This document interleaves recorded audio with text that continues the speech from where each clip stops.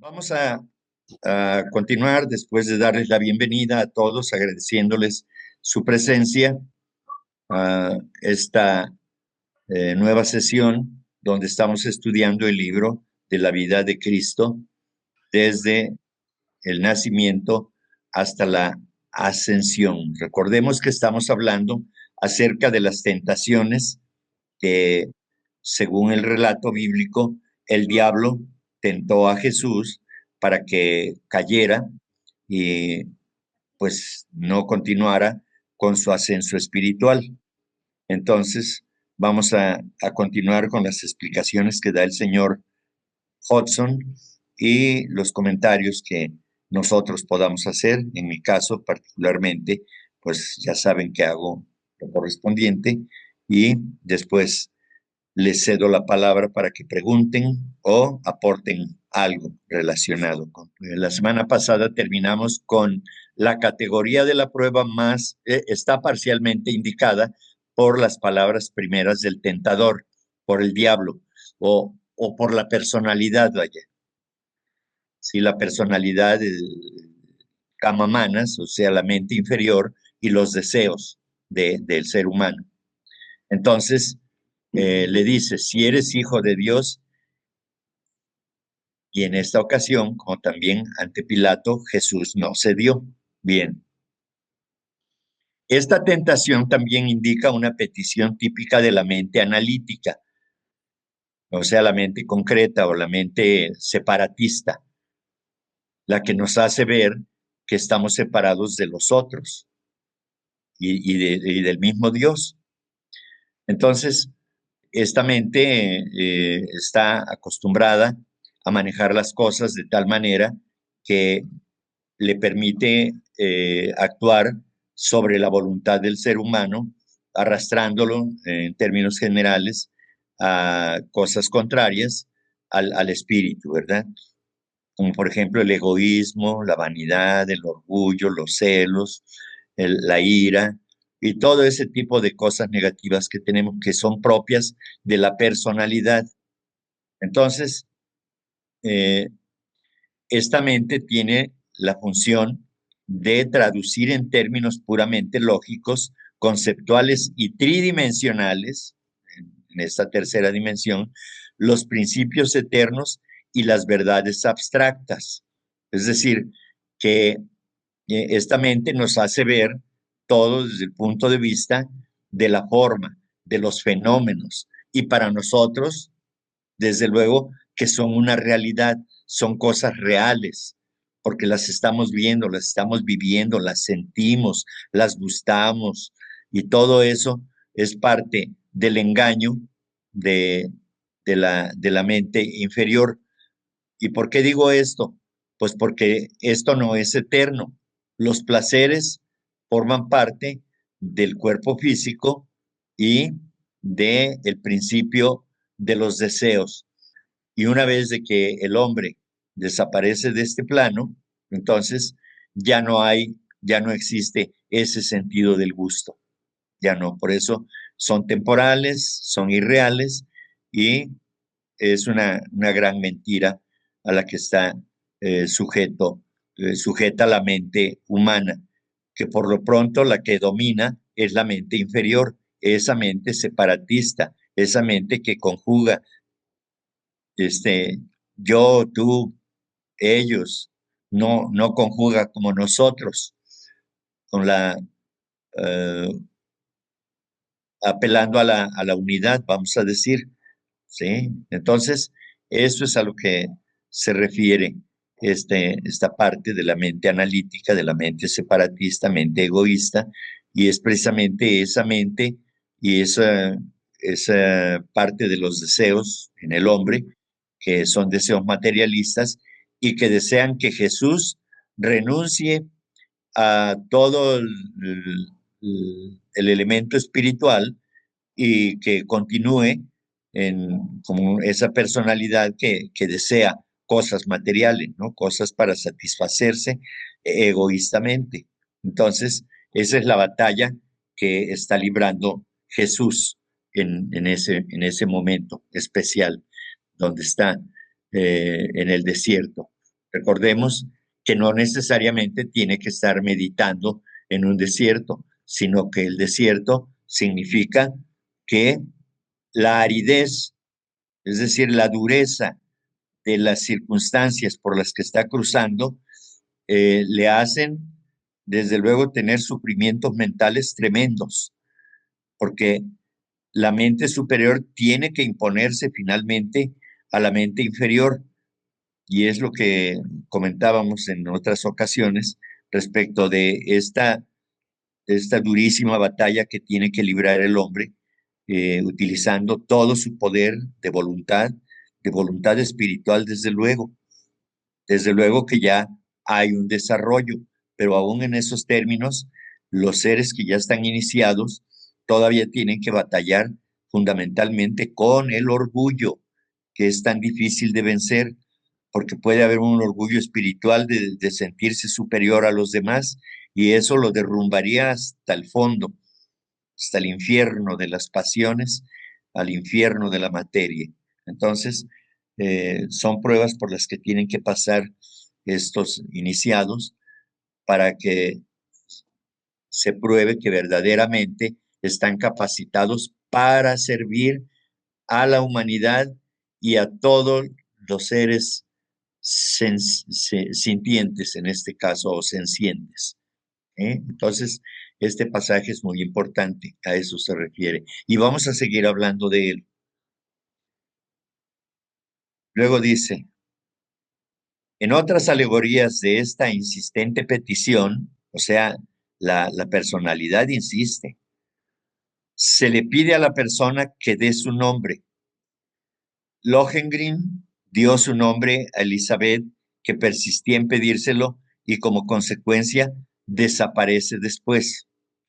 Como lo advierte Lohengrin, semejante particularidad de lo que es universal impone inevitablemente severas restricciones, de modo que el resultado puede ser una pérdida total. ¿Sí? Lohengrin y Elizabeth son ambos personajes de una ópera escrita por Richard Wagner, allá en el siglo XIX, y en México se estrenó esa ópera en 1890, en Argentina 7 años antes, y en España otros 7 años antes, si mal no recuerdo. Entonces, pero no sé, no, no tuve curiosidad de buscar el diálogo dentro de la ópera, pero forma parte de un fragmento precisamente de esta ópera de Richard Wagner. A eso se refiere, ¿sí?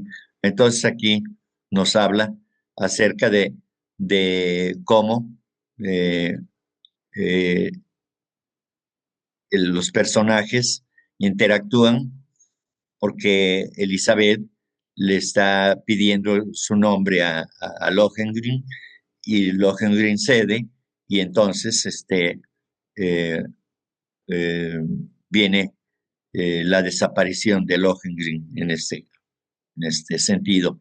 Es decir, pierde su valor como entidad y ya no está más, ¿sí? Entonces, igualmente aquí, si Jesús atiende a la personalidad, entonces todo lo que ha ganado lo va a perder. Ese es el detalle que debemos observar. Y eso está ejemplificado también en el Evangelio, en la parte aquella de los talentos, en la parábola de los talentos, ¿sí?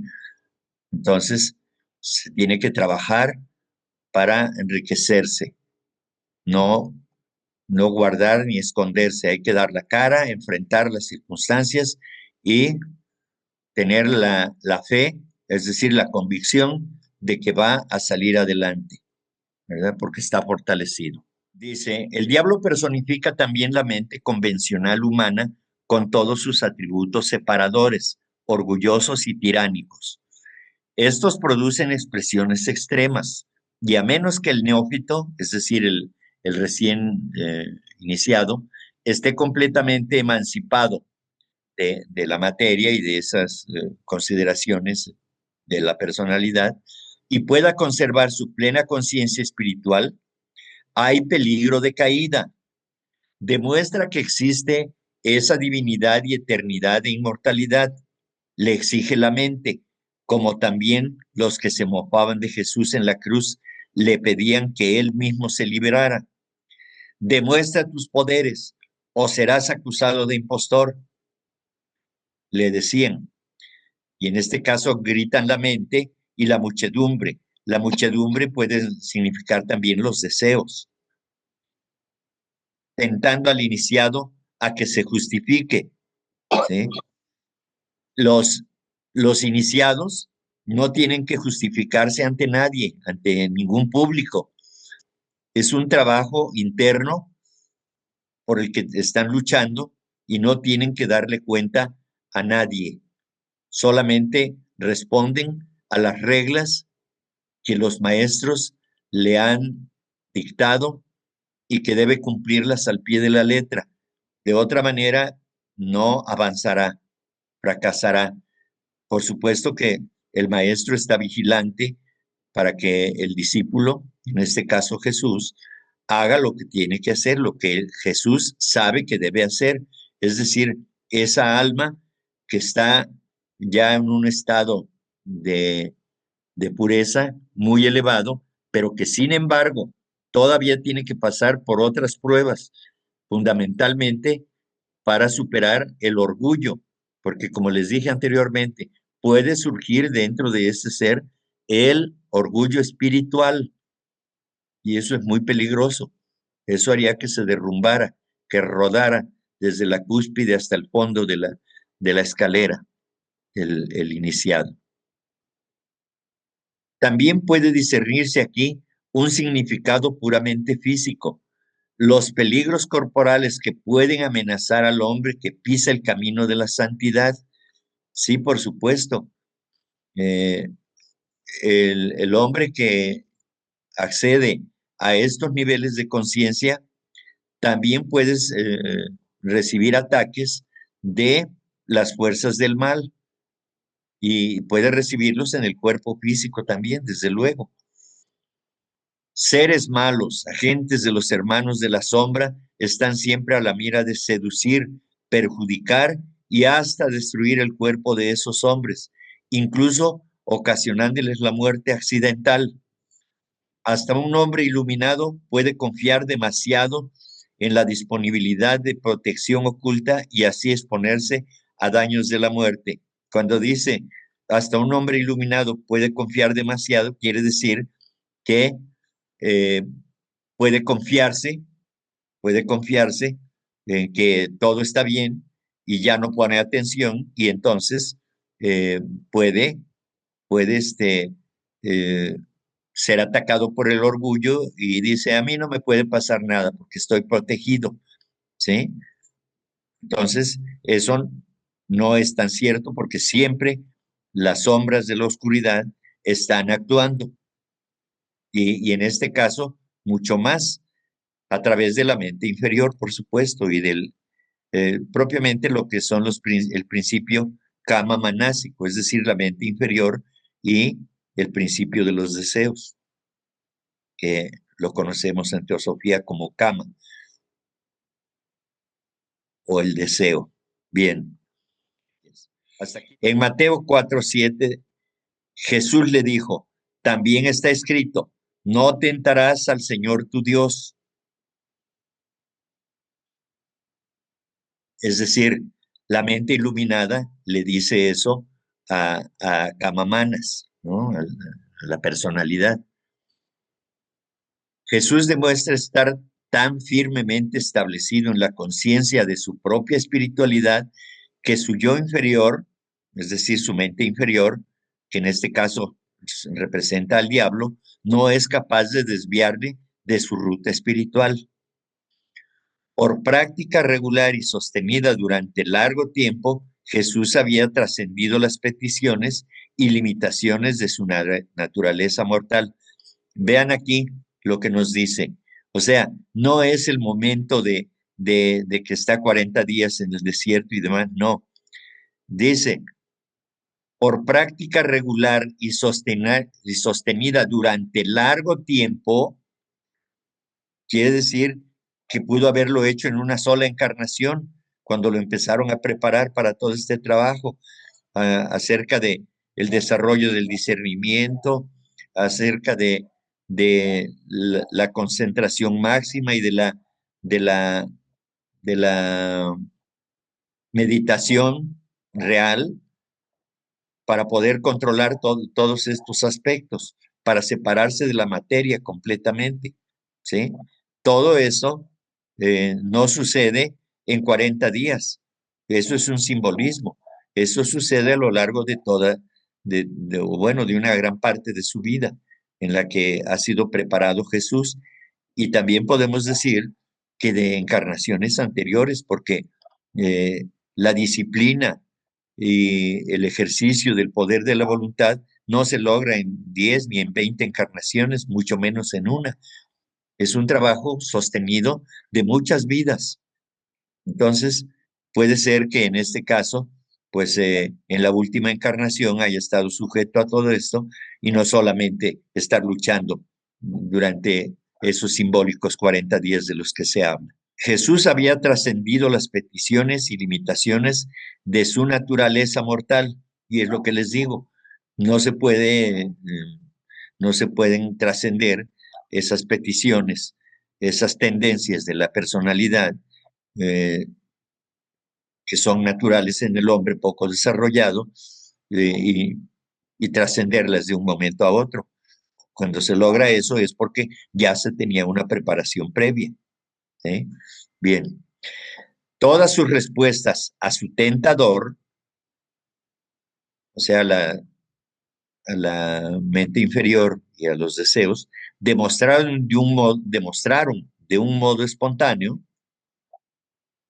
natural e invariable, que él estaba completamente establecido en la ciudadela de su naturaleza espiritual, su divinidad y en el conocimiento de que esa misma divinidad existe en todo hombre, ¿sí?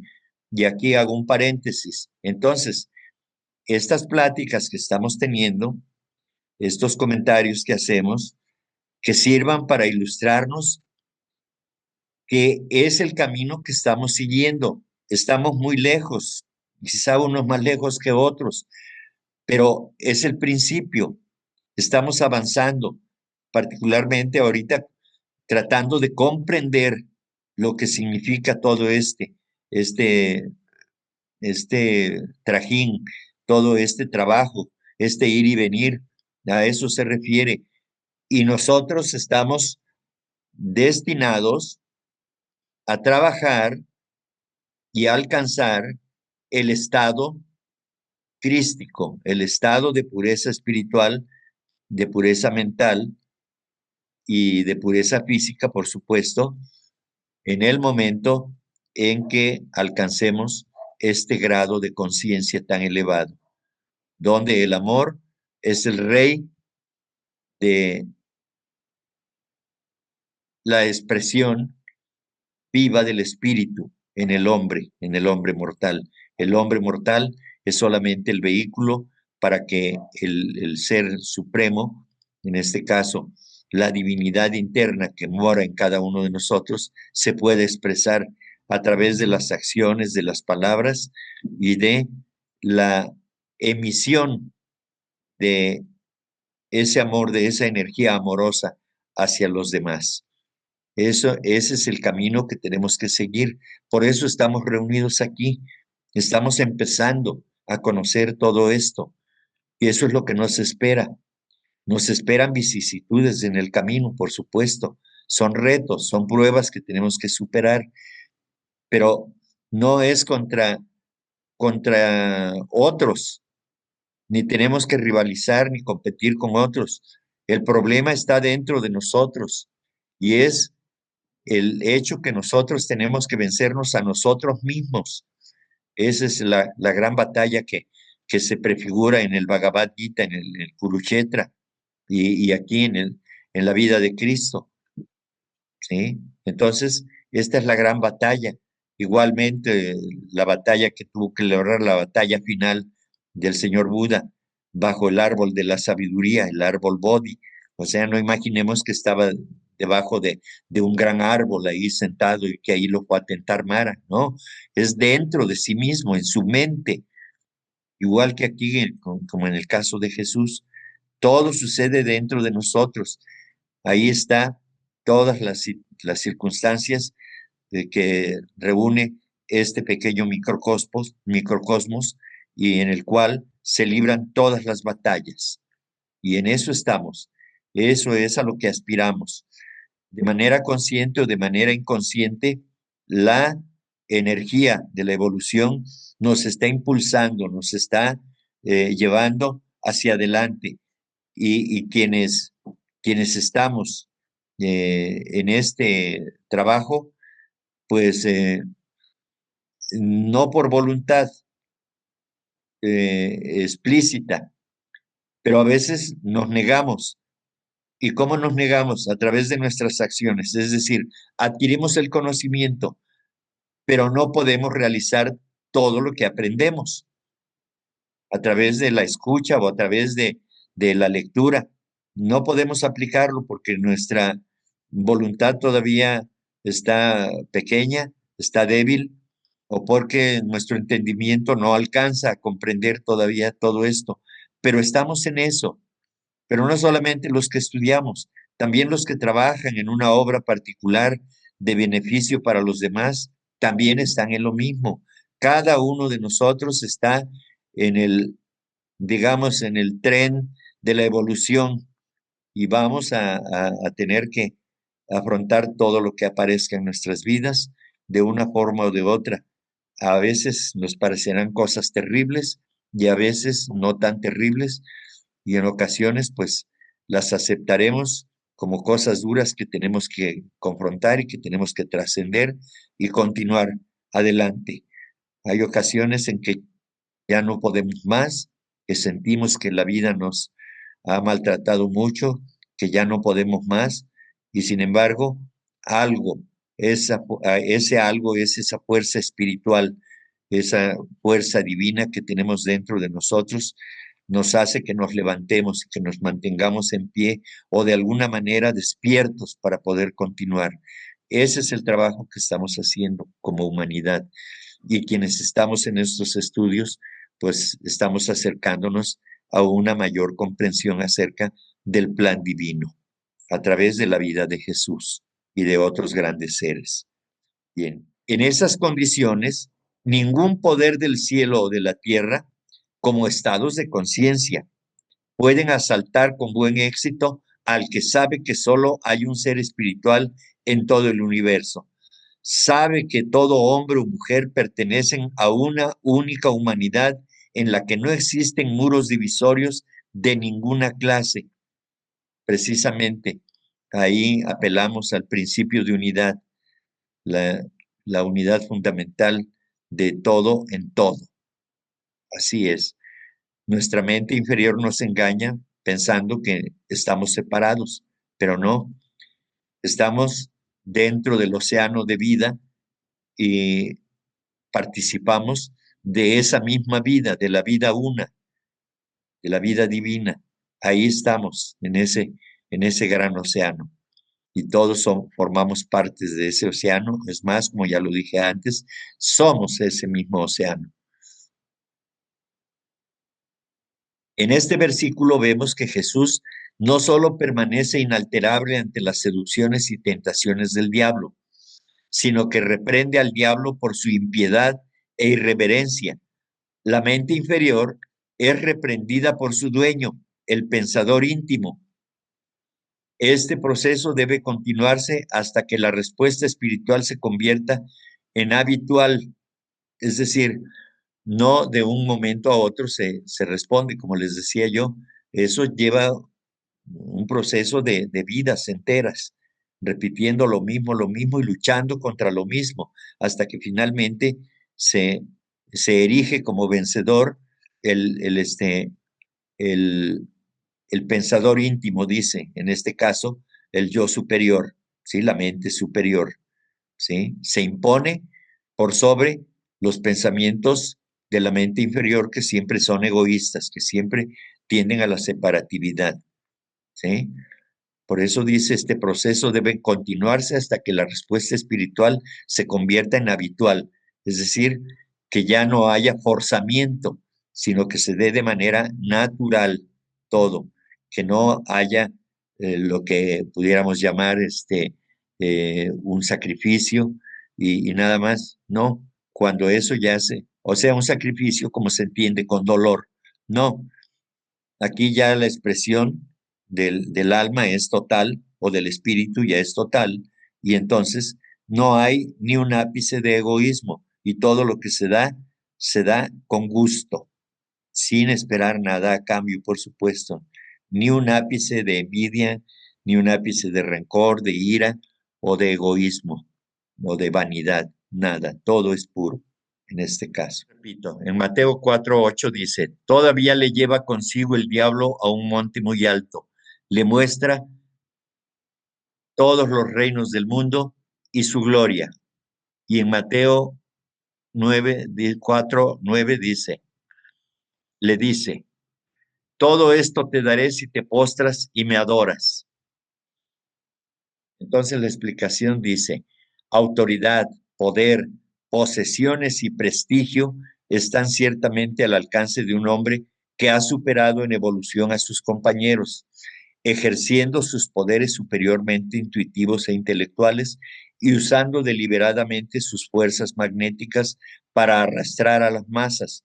Puede convertirse en un caudillo, en su caudillo, y ser aclamado por sus dotes. Vean aquí cómo la personalidad, la mente inferior, trata de engañar a la mente superior todavía, eh, diciéndole que autoridad, poder, posesiones y prestigio están a su alcance. Y así es efectivamente. Cuando un hombre alcanza ese poder de desarrollo intelectual y espiritual, sobre todo mental, entonces puede hacer mal uso de ello, puede ejercer esos poderes y para perjudicar o para beneficiarse a sí mismo. Y eso es egoísmo puro y desde luego que ello mismo le hará engrandecerse, pero engrandecerse en la personalidad y puede a través de su figura, a través de su palabra, a través de su persona, arrastrar a las masas que lo siguen, ¿sí? Y puede ser un caudillo y puede aceptar que lo aclamen por todos los dones, las dotes, los poderes que tienes desarrollados, ¿sí? Entonces, eso es orgullo y eso no se lo puede permitir un ser que está en esa calidad de elevación espiritual, ¿sí? Muchos de los que recorren el camino de santidad sucumben ante esta prueba, la prueba del orgullo, por supuesto. Es cierto que más adelante descubrirán el carácter transitorio de lo mundano y de los tronos terrenales y el apoyo de las masas. La mirada penetrante del hombre espiritualmente iluminado percibe la vacuidad de las cosas materiales, lo inestable de todo poder temporal y lo engañoso de toda gloria externa. La vergüenza de sucumbir también actúa como freno e instructor.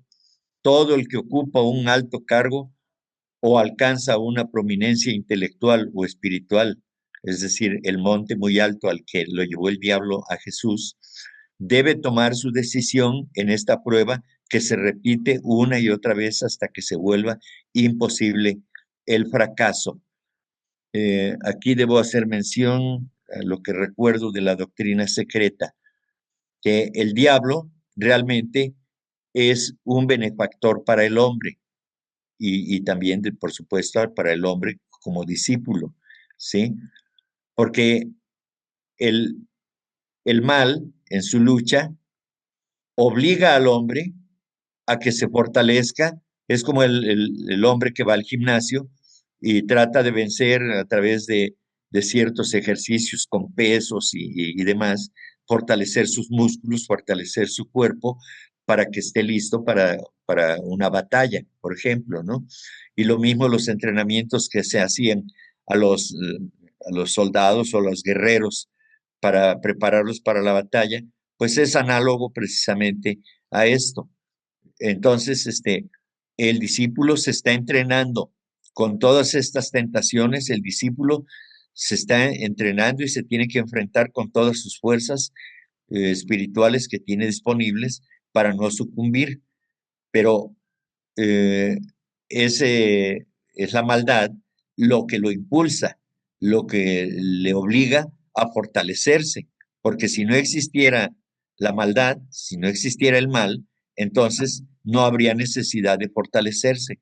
Y de lo que se trata es de que se fortalezca uno, sobre todo el discípulo, para que pueda continuar su evolución, porque un ser débil, débil de carácter, fundamentalmente, y hablo del carácter ético y moral, pues no puede estar en una estatura espiritual de esa naturaleza, no puede ocupar ese escalón dentro de la escalera o dentro de, la, de la escala de ascenso espiritual, ¿no? Entonces, por eso es tan importante que tengamos en cuenta que estas son pruebas, las tentaciones son pruebas, y eso fortalecen al discípulo y le prueban al propio discípulo que está capacitado para soportar esas pruebas y otras más difíciles.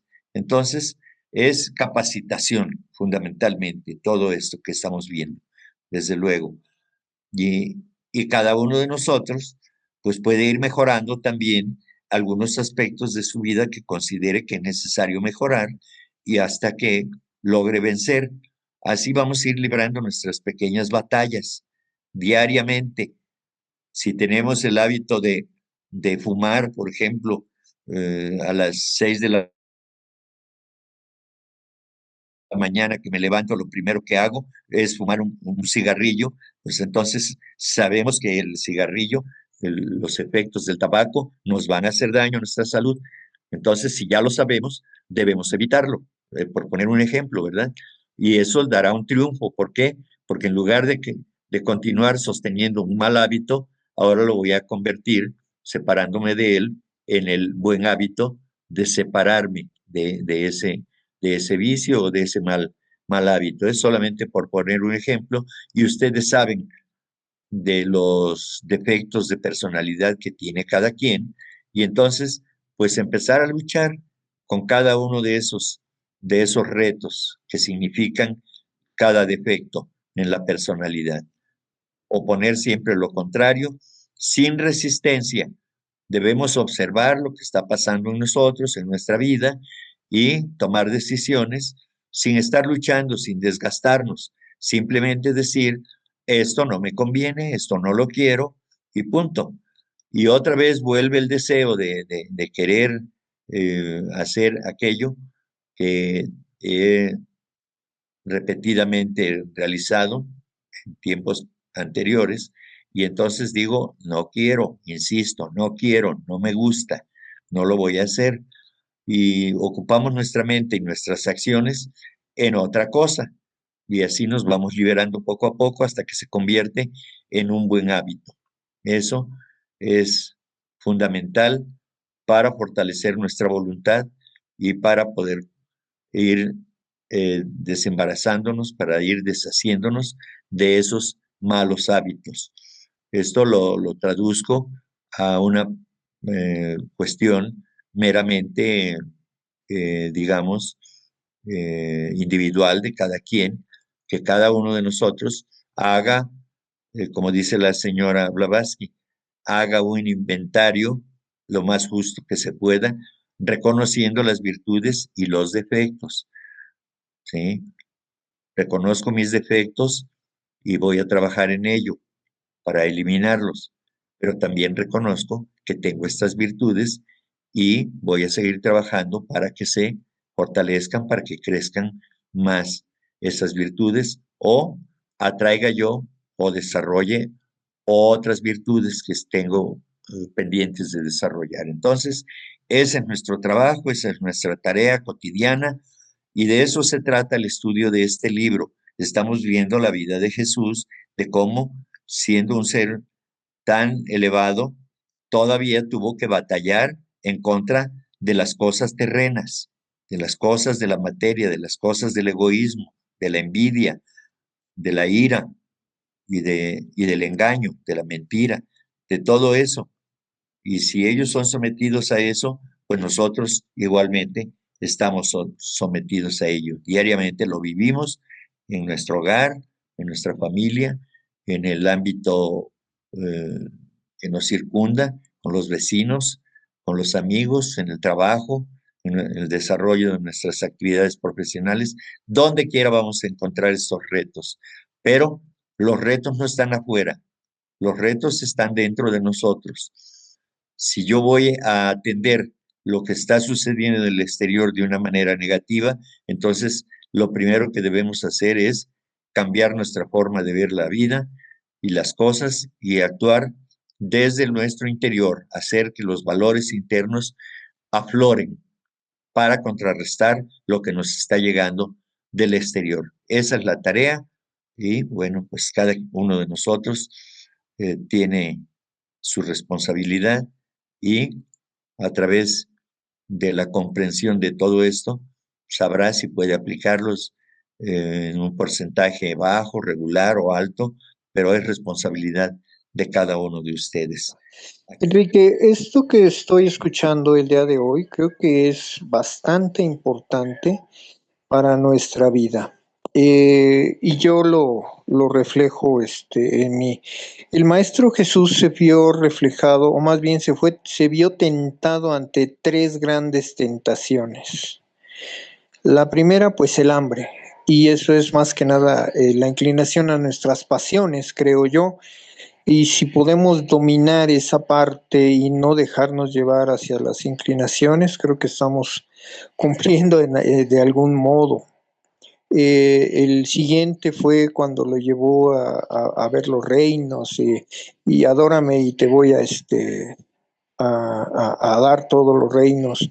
Eso igual puede ser parte de nuestra soberbia. Creo, no sé, y corrígeme si me equivoco, o corríjame alguno de los hermanos, porque no podemos dejarnos llevar por nuestra soberbia y por creer que lo que somos o lo que hemos estudiado o lo que tenemos nos hace más que los demás.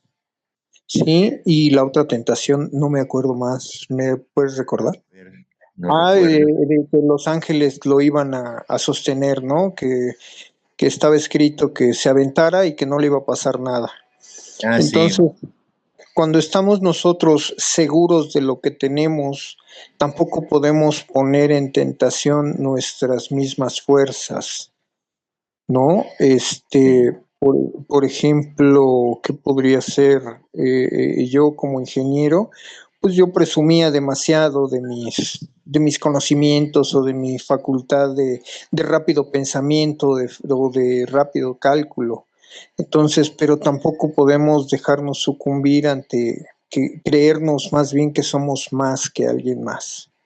Eso yo creo que son tres grandes pruebas que el maestro nos pone como ejemplo para que, como tú lo dices, detectemos en dónde estamos flaqueando, en dónde tenemos soberbia, en dónde tenemos hambre, en dónde tenemos esa necesidad de adoración del mal, que es el hacer el mal por el mal. No es que adoremos al mal, sino hacer el mal por el mal, porque hay gente que nace por karma en zonas de guerra y no es lo mismo un soldado que tiene que matar a otro soldado enemigo y que después sienta ese remordimiento pues de haber asesinado a un hermano que otro soldado que incluso le da gusto y que disfruta matando porque hay de todo.